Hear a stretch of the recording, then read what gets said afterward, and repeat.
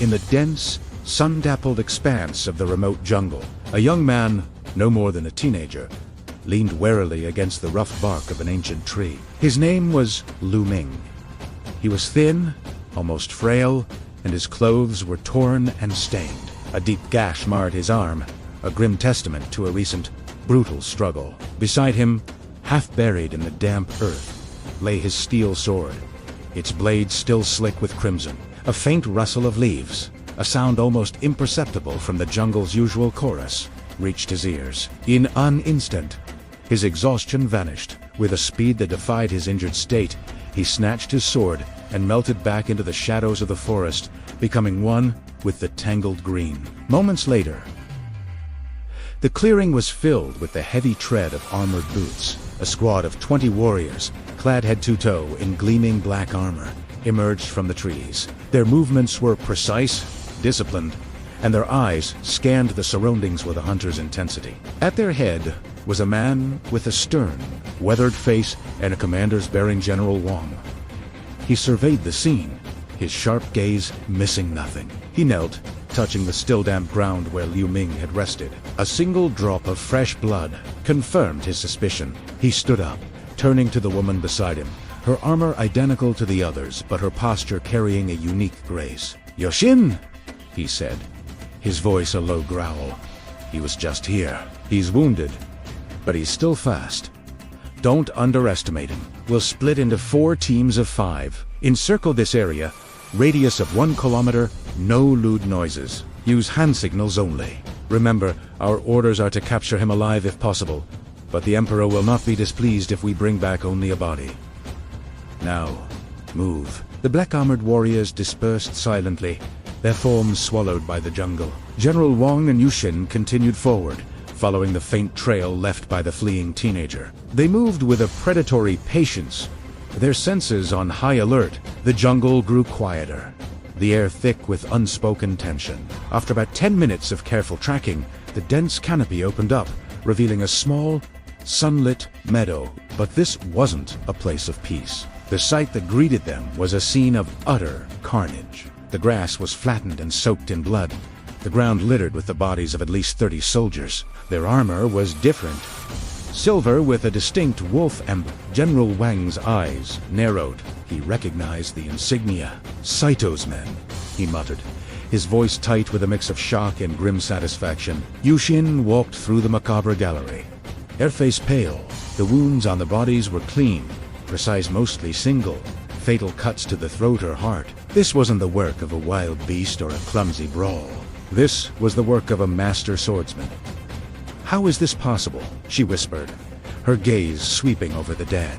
30 of General Saito's elite guard, killed by one boy. General Wang didn't answer immediately. He walked to the far end of the meadow, where a massive banyan tree stood. His eyes locked onto a figure slumped against its trunk. He approached cautiously. It was General Saito himself, a man known for his brute strength and ferocity in battle. He was dead, pinned to the tree by a single, perfectly placed sword thrust through his heart. The weapon was still there, a simple, unadorned steel blade identical to the one Lu Ming carried. "It's not just possible, Yushin," General Wang said, his voice low and filled with a newfound respect, or perhaps fear. "It's a fact. He lured them here. He used the terrain, his speed, and a level of swordsmanship that is terrifying." He looked at the surrounding jungle. "He's not just a boy. He's a monster in a boy's skin. Find him. Find him now." Meanwhile, several kilometers away, Lu Ming collapsed at the base of a waterfall, the roar of the water masking his ragged breaths. Every muscle in his body screamed in protest. The fight against Saito's men had taken everything he had. He clutched his side, feeling the dull, throbbing pain from a wound he'd sustained. He had been reckless. To take down General Saito, a renowned warrior, he'd been forced to use the 3 autumn leaves technique, a secret, forbidden art passed down in his family. It granted its user an incredible, explosive power and speed, but at a terrible cost. The technique ravaged the user's internal energy, leaving them vulnerable and weak for days afterward. He was now in that vulnerable state. He tore a strip from his shirt and began to bandage his arm, his movements slow and deliberate. The cold water from the waterfall soothed his feverish skin. He knew General Wong and his Black Crows were on his trail. They were far more disciplined and dangerous than Saito's arrogant thugs. He had to recover, and fast. He closed his eyes, trying to circulate what little energy he had left, trying to speed up his body's healing process. The jungle seemed to quiet down, the only sound being the constant crash of the waterfall. But it was a deceptive calm. A twig snapped nearby. It was a tiny sound, almost lost in the roar of the water. But to Lu Ming's trained ears, it was like a thunderclap.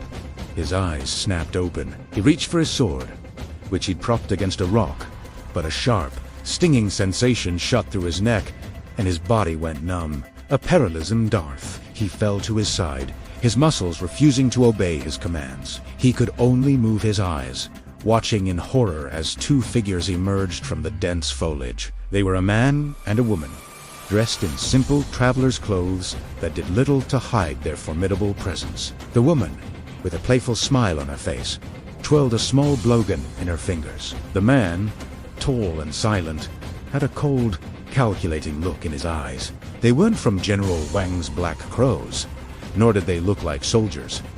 They were something else entirely. Well.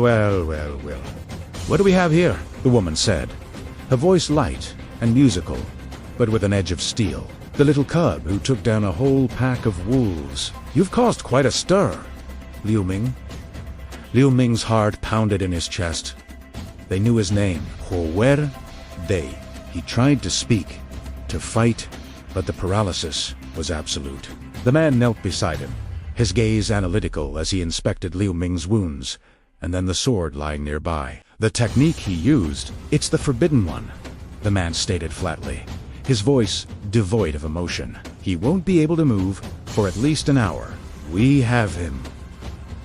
The woman giggled, a sound that sent a chill down Liu Ming's spine. Perfect, she said, looking down at the helpless teenager. Let's take him. The master will be very pleased with this prize. They grabbed his arms, dragging his limp body away from the waterfall and deeper into the shadows of the unforgiving jungle. For Liu Ming, one desperate battle had just ended, only for a new, more mysterious nightmare to begin. Thanks so much for watching. If you enjoyed the story, don't forget to hit that like button, subscribe to the channel, and ring the bell so you never miss an update. Let me know in the comments what you think will happen to Liu Ming next.